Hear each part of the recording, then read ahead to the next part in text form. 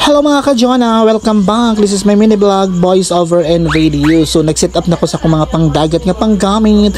And then mga ka-Jonah na atay kasal karon, nag-make up ta og entourage. Sama sa akong giingon fresh make up. Sa wakas mga ka-Jonah, humanagyud mi og make up sa entourage sa mga bridesmaid with my team. James Tabigi ang pinakagwapang bayot sa Pindasan. Mga ka-Jonah, busy kay mga entourage mga ka-Jonah kay tungod wala pa sila nag first look. So si ma'am busy kay siya sa iyang mga kukukukuhan diha mga ka-Jonah na isa ka bride hang soon to be bride na siya mga ka-Jonah, pero gwapa kayo na siya mga ka-Jonah. Tanawang isa ka bayot diba, laban lang diha day, imot-imot lang.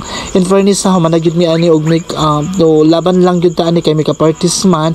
Ang importante diha mga ka-Jonah na atay grasya, na atay gimikapan og makakwartat na diba. Thank you for watching my mini vlog voice over. Daghang salamat sa nag-follow sa ko ang mga videos. And bye-bye. I love you everyone. Mwah.